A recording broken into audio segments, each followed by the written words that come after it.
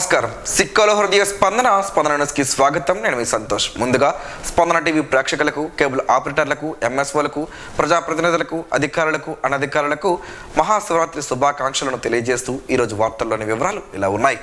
శ్రీ ముక్కలింగేశ్వర స్వామి దేవాలయంలో దర్శనాలకు వచ్చే భక్తులకు ఎలాంటి ఇబ్బందులు తలెత్తకుండా అన్ని ఏర్పాట్లు చేసినట్లు జిల్లా కలెక్టర్ స్వప్నిల్ దినకర్ పొన్కర్ వెల్లడించారు.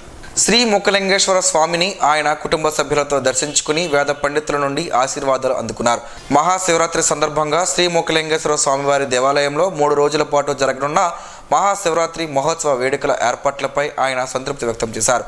ఈ సందర్భంగా ఆయన మాట్లాడుతూ గత వారం రోజుల నుండి భక్తులకు ఎలాంటి ఇబ్బందులు కలగకుండా ఉండేందుకు ఏర్పాట్లు చేసినట్లు పేర్కొన్నారు. ఆర్డీఓ దగ్గరుండి అన్ని ఏర్పాట్లను పర్యవేక్షించినట్లు తెలిపారు. దర్శనాలపై భక్తులతో మాట్లాడగా దర్శనాలు ఆలస్యం జరుగుతుందని చెప్పారని, లోపలికి వెళ్లి దర్శనాలు త్వరగా జరిగే విధంగా చేయాలని పంతులు గారితో చెప్పినట్లు తెలిపారు. త్రాగునీరు, పారిశుద్ధ్య కార్యక్రమాలు, అగ్నిమాపక సిబ్బంది, వైద్య ఆరోగ్య సిబ్బంది టీంలు ఏర్పాటు చేయడమైందని, ఇంతవరకు ఎలాంటి సమస్య తలెత్తలేదని అన్నారు.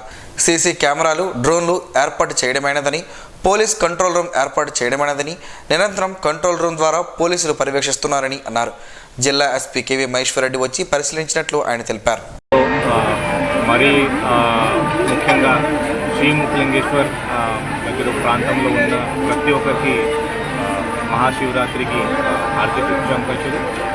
ఈరోజు మహాశివరాత్రి శ్రీకాకుళం జిల్లా శ్రీ ముక్కలింగేశ్వర్ గుడి దగ్గర పెట్టడం చాలా భారీ ఎత్తున పబ్లిక్ దగ్గరికి రావడం చాలా సంతోషం. గత ఒక వారం నుంచి ఇక్కడ డిస్ట్రిక్ట్ అడ్మినిస్ట్రేషన్ అలాగే ఎండోమెంట్ డిపార్ట్మెంట్ మనం చాలా పనులు మనం చేస్తాం. ఈ శానిటేషన్ నుంచి, డ్రింకింగ్ వాటర్ నుంచి, ఎలక్ట్రిసిటీ, లైటింగ్, ఇది కాకుండా క్యూ లైన్ సిస్టమ్, ఇది అన్ని పకడ్బందీగా అవుతున్నాయా అదే మనం చెక్ చేస్తూనే ఉన్నాం. దీనికి ఆర్డీఓ గారు కాకుండా స్పెషల్ డిప్యూటీ కలెక్టర్ కూడా మనం దీంట్లో మరి ముఖ్యంగా ఇక్కడ మనం పెట్టాం. ఈరోజు దాదాపు ఇప్పటికే ఒక 5,000 వరకు భక్తులు కూడా ఇక్కడికి రావడం జరిగింది. ఇక్కడ ఇది నాకు చెప్పడం జరిగింది. లోపల వెళ్ళి చూస్తే భక్తులు కూడా చాలామంది సంతోషంగానే ఉన్నారు. బట్ కానీ కొంతమంది 1 గంటన్నర కొంచెం ఎక్కువ పడుతుంది, కొంచెం మీరు త్వరగా చేయించండి, అది కూడా కొన్ని నాకు ఫీడ్బ్యాక్ వచ్చింది. సో కాబట్టి అలాగే పంతులు గారితో మాట్లాడి లోపల ఉన్న పోలీస్ సిబ్బంది కూడా మాట్లాడి కొంచెం త్వరగా అక్కడ దర్శనం చేయడానికి కూడా ఇన్స్ట్రక్షన్స్ లోపలికి ఇవ్వడం జరిగింది. మొదటిసారి గత ఒక 3-4 ఇయర్స్ నుంచి లేదు, మొదటిసారి ఈసారి నుంచి మళ్ళీ మనం ఒకసారి ప్రసాదం మళ్ళీ పబ్లిక్కి మనం ఇవ్వడం స్టార్ట్ చేసాం. ఆ ప్రసాదం దర్శనం అయిన తర్వాత అవుట్ గేట్ దగ్గర మన ప్రసాదం కూడా మనం ఇచ్చాము.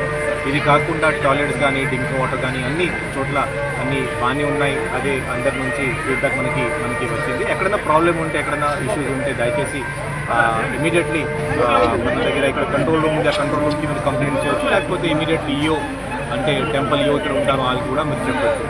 మహాశివరాత్రి సందర్భంగా బుధవారం స్థానిక ఉమారుద్ర కోటేశ్వర ఆలయం శివనామ స్మరణతో మారుమ్రోగింది. వేకువ జాము నుంచే స్వామివారికి అర్చకులు అభిషేకాలు నిర్వహించారు. పెద్ద ఎత్తున భక్తులు స్వామివారిని దర్శించుకునేందుకు తరలివచ్చారు. ఆలయ అధికారులు ఏర్పాటు చేసిన బారికేట్ల ద్వారా భక్తులు స్వామివారిని దర్శించుకున్నారు. భక్తులకు ఆలయ అధికారులు ప్రసాదాన్ని అందజేశారు. పెద్ద ఎత్తున ఆలయంలో శివనామ స్మరణతో భక్తులు స్వామివారిని పూజించారు. ఈ రోజు స్వామివారిని ఎమ్మెల్యే గుండు శంకర్ స్వామివారిని దర్శించుకునేందుకు ఆలయానికి విచ్చేశారు. ఆలయ అధికారులు వారికి ఘన స్వాగతం పలికారు. స్వామివారి దర్శనం అనంతరం అర్చకులు తీర్థ ప్రసాదాలు అందజేశారు. శివరాత్రి పర్వదినాన స్వామివారిని దర్శించుకోవడం ఎంతో ఆనందంగా ఉందని ఎమ్మెల్యే శంకర్ అన్నారు. ఎంతో చరిత్ర గల ఈ ఆలయంలో స్వామివారిని శివరాత్రి రోజున దర్శించుకోవడం తన అదృష్టంగా భావిస్తున్నట్లు చెప్పారు. మహాశివరాత్రి సందర్భంగా ప్రజలకు రాష్ట్ర మంత్రి కింజరాపు అచ్చెన్నాయుడు శివరాత్రి శుభాకాంక్షలను బుధవారం ఒక ప్రకటనలో తెలిపారు. శివునికి అభిషేకాలు, పూజలు, ఉపవాసాలు, జాగరణలు అత్యంత భక్తి శ్రద్ధలతో స్వచ్ఛమైన హృదయంతో నిర్వహించి శివుడి కృపకు పాత్రలు కావాలని మంత్రి ఆకాంక్షించారు. మహాశివరాత్రి రోజున ఆ శివపార్వతుల అనుగ్రహం జిల్లా ప్రజలపై ఉండాలని మనసారా కోరుకుంటున్నట్లు పేర్కొన్నారు. మహాశివుడి కృప ప్రజానికంపై ఎల్లవేళలా ఉండాలని, ఆధ్యాత్మిక జ్ఞానోదయాన్ని, శాంతిని, సంపద, శ్రేయస్సును అందించాలని కోరారు. శివుడి నామస్మరణతో మనస్సు ప్రశాంతంగా ఉండాలని, ఆయురారోగ్యాలతో కుటుంబ సభ్యులతో ప్రజలు ఆనందంగా జీవితాన్ని కొనసాగించాలని భగవంతుని ప్రార్థిస్తున్నట్లు మంత్రి అచ్చెన్నాయుడు తెలిపారు. ఎన్నికల మెటీరియల్ అంతా సరిచూసుకోవాలని జిల్లా ఎన్నికల అధికారి జిల్లా కలెక్టర్ స్వప్నిల్ దినకర్ పొన్కర్ అధికారులకు సూచించారు. శ్రీకాకుళం ఆర్డీఓ కార్యాలయం ఆవరణలో శ్రీకాకుళం, విజయనగరం, విశాఖపట్నం ఎమ్మెల్సీ నియోజకవర్గంకు సంబంధించి ఆర్డీఓ కార్యాలయం వద్ద ఎన్నికల పోలింగ్ మెటీరియల్ పంపిణీ కార్యక్రమాన్ని బుధవారం ఆయన పరిశీలించారు. ఈ సందర్భంగా ఆయన మాట్లాడుతూ పోలింగ్ మెటీరియల్ తీసుకున్న పోలింగ్ అధికారులు మెటీరియల్ అంతా తీసుకున్నారా లేదా అని ఒక్కొక్క మెటీరియల్ ను అడిగి చూపించమని కలెక్టర్ అడగగా పోలింగ్ అధికారులు ఒక్కో మెటీరియల్ ను కలెక్టర్ కు చూపించారు. ఎన్నికల విధులకు ఏర్పాటు చేసిన సిబ్బంది అందరూ హాజరయ్యారా లేదా ఆర్డీఓ కార్యాలయం సిబ్బందిని అడగగా ఆర్డీఓ కె సాయి ప్రత్యూష మాట్లాడుతూ ఇద్దరు మాత్రం ఆరోగ్య సమస్యలతో విధులకు హాజరు కాలేకపోయినట్లు వివరించారు. ఎన్నికల విధులకు ఎవరైనా హాజరు కాకపోతే ఎన్నికల నిబంధనల ప్రకారం చర్యలు తీసుకోవాలని ఆర్డీఓను ఆదేశించారు. మెటీరియల్ తీసుకుని మధ్యాహ్నం ఇక్కడే భోజనాలు చేసి పోలింగ్ కేంద్రాలకు బయలుదేరాలని చెప్పారు. పోలీస్ సిబ్బంది వద్దకు వెళ్లి ఎవరెవరికి ఎక్కడ డ్యూటీలు వేశారో పోలీసులను అడిగి తెలుసుకున్నారు. రూట్కి ఒక సెక్టర్ ఆఫీసర్, ఒక జోనల్ ఆఫీసర్ ఉంటారని వీరికి పోలింగ్ కేంద్రాలకు వెళ్లేందుకు ఒక ఆర్టీసీ బస్సులో పకడ్బందీగా పోలీస్ బందోబస్తుతో పోలింగ్ కేంద్రాలకు చేరుకుంటారన్నారు. టెక్కలి, పలాస రెవెన్యూ డివిజన్లలో చేస్తున్నట్లు పేర్కొన్నారు. పోలింగ్ నిర్వహించే తీరును పోలింగ్ అధికారులను అడిగి తెలుసుకున్నారు. ఈ కార్యక్రమంలో జిల్లా సహాయ ఎన్నికల అధికారి, జిల్లా రెవెన్యూ అధికారి M Venkateswararao, RDO K Sai Pratyusha, election డీటీలు తదితరులు పాల్గొన్నారు. సిబిసిఎన్సి సంస్థకు సంబంధించిన ఆస్తులను నిబంధనలకు వ్యతిరేకంగా విక్రయాలకు పాల్పడుతున్న వ్యక్తులపై ప్రభుత్వం క్రిమినల్ చర్యలు చేపట్టాలని సంఘమిత్ర డాక్టర్ ఆర్ఎస్ జాన్ కోరారు. ఈ మేరకు బుధవారం స్థానిక తెలుగు బాప్టిస్ట్ చర్చిలో సభ్యులతో సమావేశం నిర్వహించారు. అనంతరం నిర్వహించిన మీడియా సమావేశంలో ఆయన వివరాలను వెల్లడించారు. సిబిసిఎన్సి సంస్థకు సోంపేట నుంచి అవనగడ్డ వరకు అనేక బాప్టిస్టు సంఘములు కలవని, బాప్టిస్టు సంఘం పేరిట అనేక ఆస్తులు కూడా ఉన్నాయన్నారు. 1975 సంవత్సరంలో మద్రాస్ హైకోర్టు తీర్పు ద్వారా సిబిసిఎన్సి ట్రస్ట్ అసోసియేషన్కు ఆ ఆస్తులని బదలాయించినట్లు వారు తెలిపారు. 1979 సంవత్సరంలో కొన్ని వివాదాల కారణంగా వర్గాలుగా చీలిందని వాపోయారు. దీన్ని అనుకూలంగా మార్చుకున్న కొందరు స్వార్థపరులు ఆస్తులను అన్యాక్రాంతం చేయుచున్నారని ఆందోళన వ్యక్తం చేశారు. ఈ ఆస్తులను అనుభవించడానికి మాత్రమే హక్కు ఉందని, అమ్మడానికి అవకాశం లేదన్న విషయాన్ని గుర్తించాలన్నారు. దాసరి యాకబ్, రత్నకుమారులు స్వార్థ ప్రయోజనాల కోసం విక్రయించారని, వారిపై ప్రభుత్వం క్రిమినల్ చర్యలు చేపట్టాలని కోరారు. బొబ్బిలి సిబిఎం గర్ల్స్ హై స్కూల్ను అన్యాక్రాంతం గావిస్తున్న రత్నకుమార్ను కరెస్పాండెంట్ పదవి నుంచి తొలగించినట్లు, అలాగే దాసరి యాకబ్ నియామకం అమల్లోకి రాకుండా చేశామన్నారు. ఈరోజు జరిగిన సమావేశంలో సిబిసిఎన్సి ఐక్యతకు, ఆస్తుల పరిరక్షణకు అందరూ కలిసికట్టుగా ముందుకు వెళ్లాలని తీర్మానించినట్లు చెప్పారు. సమావేశంలో సభ్యులు తదితరులు ఉన్నారు. మృతుడు మజ్జి రమేష్ ను అతని భార్య శశి హత్య చేసినట్లు తమ విచారణలో వెల్లడి అయినట్లు శ్రీకాకుళం టౌన్ డీఎస్పీ వివేకానంద తెలిపారు. ఈ మేరకు బుధవారం సబ్ డివిజనల్ కార్యాలయంలో నిర్వహించిన మీడియా సమావేశంలో ఈ నెల 23వ తేదీన స్థానిక హట్కో కాలనీలో జరిగిన హత్య కేసుకు సంబంధించిన వివరాలను డీఎస్పీ వివేకానంద వెల్లడించారు. భార్యాభర్తల గొడవల కారణంగా ఇంటికి తాగి వస్తున్న క్రమంలో గొడవ జరిగిందని, ఈ క్రమంలో హత్య చేసినట్లు తమ విచారణలో వెల్లడైందని, ఈరోజు ఆమెను అరెస్టు చేసినట్లు డీఎస్పీ తెలిపారు. కేసును చాకచక్యంగా దర్యాప్తు చేసిన DSP Vivekananda, CI Eswararao, head constable Shivaji, constable రమేష్లను ఎస్పీ ప్రత్యేకంగా అభినందించారు. మధ్య శశి, మధ్య రమేష్ వీళ్ళిద్దరూ కూడా భార్యాభర్తలు. తర్వాత ఇక ఆ రోజు నేరం జరిగిన రోజు అంటే 24వ తారీఖు ఆ రోజు కూడా డబ్బులు ఏం లేకపోతే వాళ్ళ అమ్మ దగ్గరికి వెళ్ళాడు. వాళ్ళ అమ్మ దగ్గరికి వెళ్ళి నాకు డబ్బులు కావాలని అడిగాడు. వాళ్ళ అమ్మ దగ్గర డబ్బులు కూడా ఏం లేకపోతే ఏదో ఇంటి దగ్గర ఏదో ఉన్నది ఇచ్చింది. తర్వాత బియ్యం ఏదో తెచ్చుకుని ఇంటికి వచ్చి భార్యకి అప్పుడే పిల్లల్ని స్కూల్కి తయారు చేసి పంపిస్తుంటే ఈ తాగిన మత్తులో పిల్లల్ని కొట్టాడు. ఆమె అడిగింది, ఎందుకు పిల్లల్ని కొడుతున్నావు, చదువుకున్న పిల్లలు చదువుకుంటున్నారు కదా అని. దాంతో కోపం వచ్చి ఆమెను కూడా గట్టిగా కొట్టడం జరిగింది.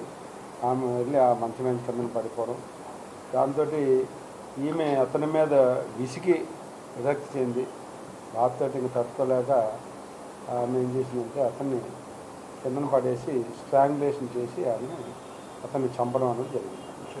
చున్నీతోటి మెడకేసి లాగేసింది. కాకపోతే ఇమీడియట్గా ఆమె మనకి ఆ విషయం తెలిసి అనుమానాస్పదంగా ఉందని చెప్పి మనం కేసు నమోదు చేసాం. అంటే మనకు అప్పటికి ఇవేం తెలియదు. ఇంట్లో డెడ్ బాడీ ఉందని మాత్రం మనకు సమాచారం వచ్చింది, ఒక అతను చనిపోయి ఉన్నాడని. ఆమె అప్పటికి ఇంట్లో లేదు. ఇమీడియట్గా సిఐ గారు మా పోలీస్ టీం అంతా కూడా నేరస్థలాన్ని విజిట్ చేయడం చేసి అనుమానాస్పదమైనటువంటి మరణంగా కేసు నమోదు చేయడం జరిగింది.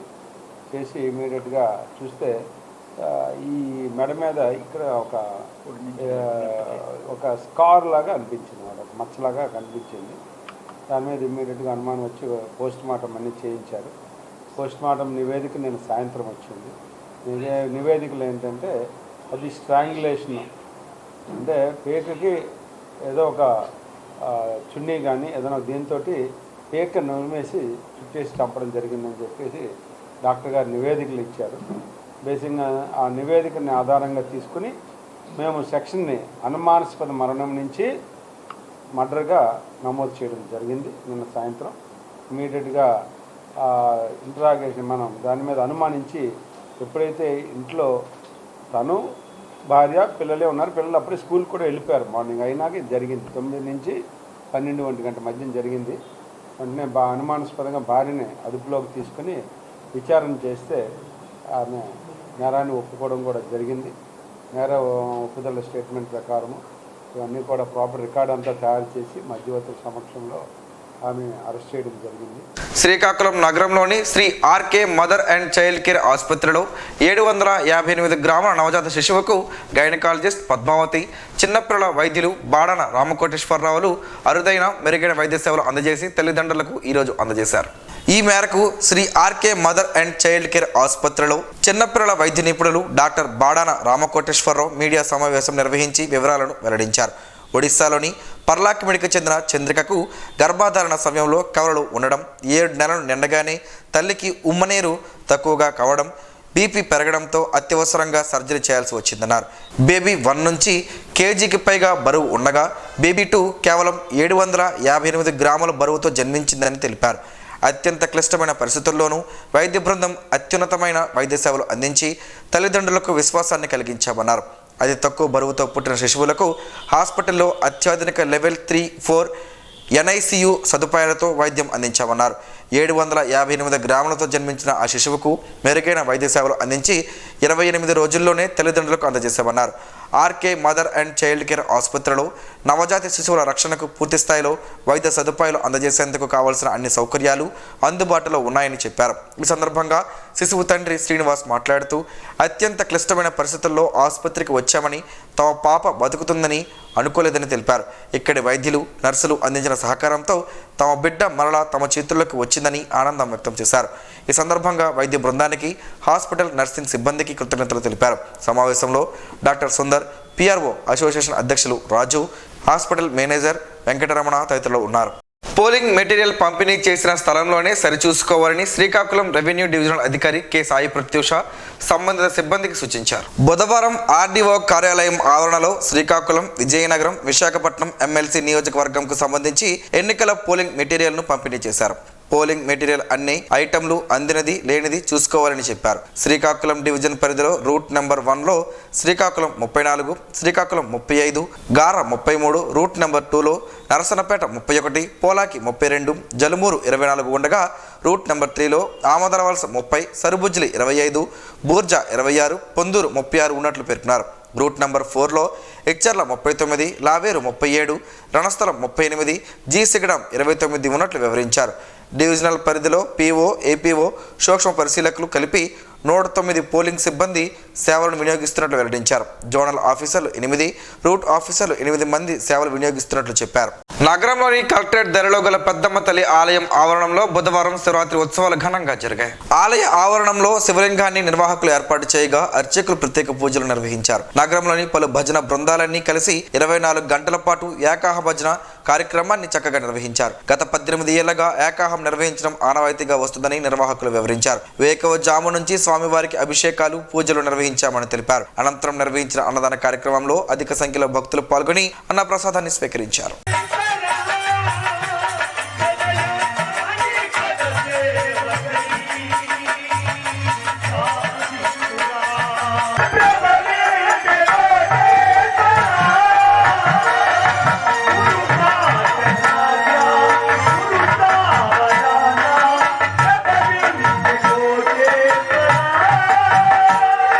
శివరాత్రి మహాశివరాత్రి పర్వదినాన్ని పురస్కరించుకొని నగరంలోని గోల్కొండ రేవు రోడ్డులో ఉన్న ఉమా జీవేశ్వర ఆలయంలో ప్రత్యేక పూజలు బుధవారం నిర్వహించినట్లు ఆలయ అర్చకులు తెలిపారు. ఉమా జీవేశ్వర స్వామి ఆలయానికి 150 ఏళ్ల చరిత్ర ఉందని, భక్తితో మొక్కేవారికి ఆ జీవేశ్వరుడు అష్టైశ్వర్యాలు సిద్ధిస్తాడని ఉమా జీవేశ్వర స్వామి ఆలయ కమిటీ సభ్యులు తెలిపారు. కమిటీ సభ్యులు మాట్లాడుతూ ఎక్కడా లేని విధంగా పద్మాస్పనంపై కొలువుదీరిన స్ఫటికలింగం ఇక్కడ ప్రతిష్ఠించారని తెలిపారు. ఎన్నో ఏళ్ల పాటు బోడిగుండుతో ఉండే ఓ మహిళ ఆలయంలో పరిశుభ్రం చేస్తూ స్వామి భక్తితో కొలిచేదని, ఆమె కారణంగానే ఈ ఆలయానికి బోడమ్మ కోవుల అని పేరు వచ్చిందన్నారు. ప్రతి ఏడాది మాదిరిగానే ఈ ఏడాది కూడా శివరాత్రి మహోత్సవాలను అంగరంగ వైభవంగా నిర్వహిస్తున్నట్లు చెప్పారు.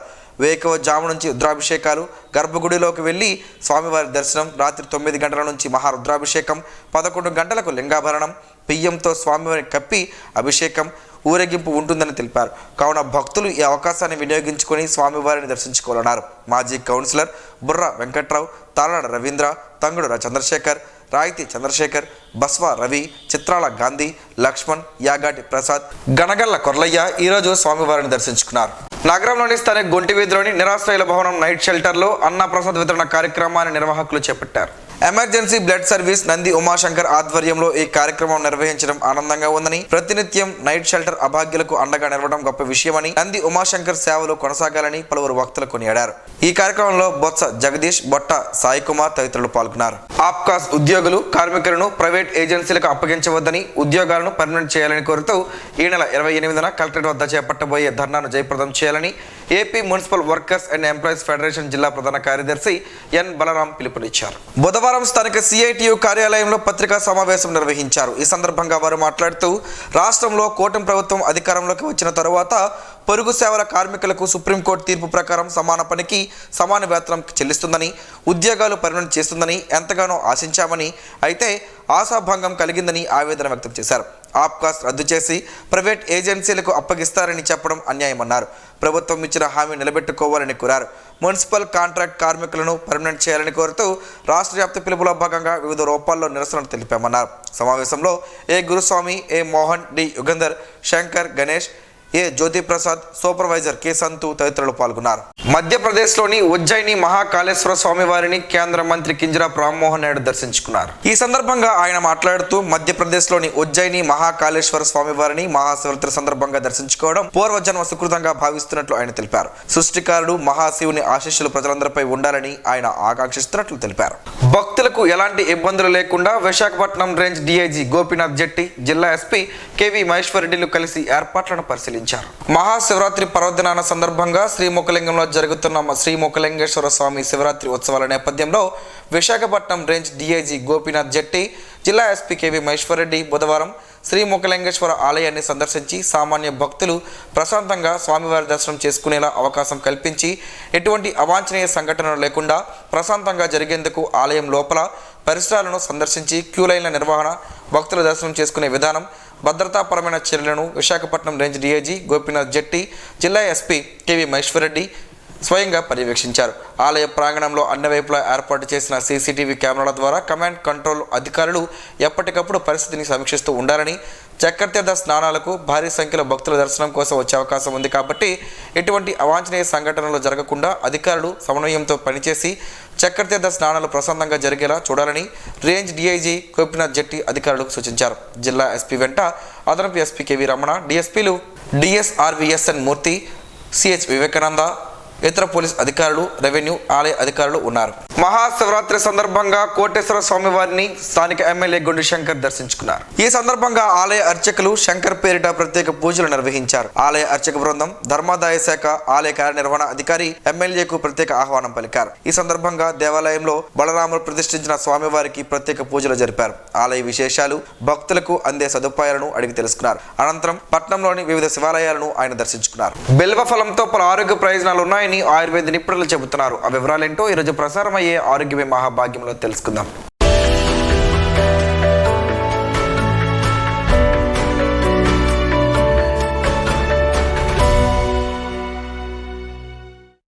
ఆరోగ్యానికి ఎంతో మేలు చేసే ఇలాంటి పండు శరీరాన్ని చల్లగా ఉంచడమే కాకుండా కడుపు సంబంధ సమస్యలను నయం చేస్తుంది. కాబట్టి ఈ గట్టి పండు మృదువైన పసుపు తొక్కలో దాగి ఉన్న ఆరోగ్య రహస్యం ఏమిటో తెలుసుకుందాం. మారేడు పండులో అనేక విటమిన్లు, ఖనిజాలు, వివిధ ఔషధ గుణాలు ఉన్నాయి. ఫైబర్ పుష్కలంగా ఈ బిల్వ పండులో నీరు, కొవ్వులు, ప్రోటీన్లు, శక్తి, కార్బోహైడ్రేట్లు, ఐరన్, ఫాస్ఫరస్, కాల్షియం, పొటాషియం, విటమిన్లు ఏ, బి, సి, రిబోఫ్లేవిన్ కూడా ఉన్నాయి. బిల్వ పండులో ఆరోగ్యానికి మేలు చేసే అనేక పోషకాలు ఉన్నాయి. ఇది శీతలీకరణ ప్రభావాన్ని కలిగి ఉంటుంది. ఆంగ్లంలో వుడ్ యాపిల్ అంటారు. ఇది గుండె, మెదడుకు టానిక్లా పనిచేస్తుంది. మలబద్ధకం, విరోచనాలు, ఇతర కడుపు సమస్యలు నయం చేయడానికి ఈ పండును సంవత్సరాలుగా తింటారు. బిల్వ ఫ్రూట్ చల్లదనాన్ని అలాగే భేదిస్తుంది. సగం పండిన లేదా పూర్తిగా పండిన ఈ పండు తినడం జీర్ణక్రియకు సహాయిస్తుంది. బిల్వ పండులో టానిన్ ఎక్కువగా ఉంటుంది. ఇది కలరా సమయంలో తింటే ప్రయోజనకరంగా ఉంటుంది. ఈ పండు కలరా చికిత్సకు ఉత్తమమైనదిగా పరిగణించబడుతుంది. దీని బెరడులో దాదాపు 20% టానిన్, 9% గార్ ఉంటుంది. ఇది కలరాలో ప్రభావవంతంగా ఉంటుంది. బిల్వ పండు తినడం లేదా దానితో తయారు చేసిన సిరప్ తాగడం వల్ల లిపిడ్ ప్రొఫైల్, ట్రైగ్లిజరైడ్లు నియంత్రించడంలో సహాయపడుతుంది. రక్తంలో కొలెస్ట్రాల్ స్థాయిలు తగ్గుతాయి. అధిక కొలెస్ట్రాల్ గురించి ఫిర్యాదు చేసే వ్యక్తులు బెల్ ఫ్రూట్ తీసుకోవాలి. ఏది ఏమైనప్పటికీ వైద్యుల సూచనలతో వాడడం వలన మరింత ఆరోగ్య ప్రయోజనాలు కలుగుతాయన్న విషయాన్ని వీక్షకులు గమనించాలి.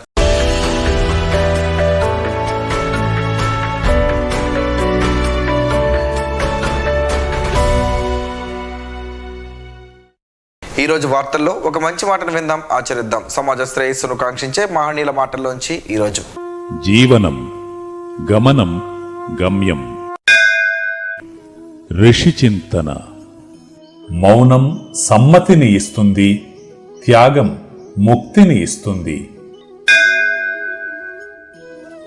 జంతువులు తమ చూపులోనే వాటి భాష వ్యక్తీకరింపబడుతుంది. చెట్లు తమ పరిసరాలలోనే తమ శక్తిని నింపబడతాయి. ఋషులు తమ ఏకాంతములోనే చైతన్యమును అనుభూతిపరచగలరు. ఓం శ్రీ గాయత్ర్యై నమః. స్పందన ప్రేక్షకుల కోసం స్పందన న్యూస్ని ఇప్పుడు యూట్యూబ్లో అందుబాటులో ఉంచడమైంది. ఎస్డివి స్పేస్ స్పందన అని టైప్ చేసి వీక్షకులు తమ అనుకూలమైన సమయంలో న్యూస్ని వీక్షించగలరు. ఈ వార్తలు ఇంతటితో సమాప్తం.